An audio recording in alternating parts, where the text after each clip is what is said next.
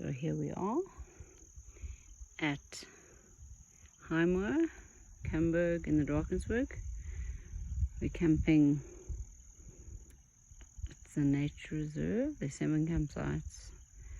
And this is the dam, or one of the dams, Dam. It's about 10 minutes walk from the campsite. Easy walk. Derek's got slip-flops on, I've got tackies. So you can do it in slip-flops. I'm going to sneeze. Excuse me. Yeah, really beautiful, isolated, quiet.